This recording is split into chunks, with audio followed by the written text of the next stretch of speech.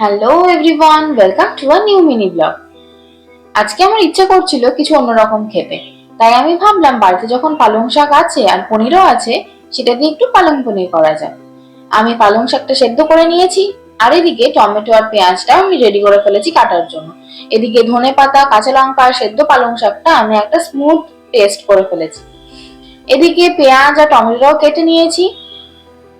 পালং শাক আর ধনেপাতা দিয়ে যেটা পেস্টটা বানিয়েছিলাম সেটার কালারটা এত সুন্দর এসেছে, সেটা সাইডে রেখে আমি তেলে পেঁয়াজ দিয়ে ভালো করে ভেজে নিয়েছি। আর তারপরে বেটে রাখা পালং শাকটা দিয়ে দিয়েছি। ভালো করে কষিয়ে নেওয়ার পর এদিকে পনিরও কাটা হয়ে গেছে, সেটা দিয়ে ভালো করে মিক্স করে নিয়েছি। যা যা দরকার, নুন, মিষ্টি, বাকি যা যা মশলা দেওয়ার দরকার সবকিছু দিয়ে ভালো করে সুন্দর করে রান্না করে নিয়েছি।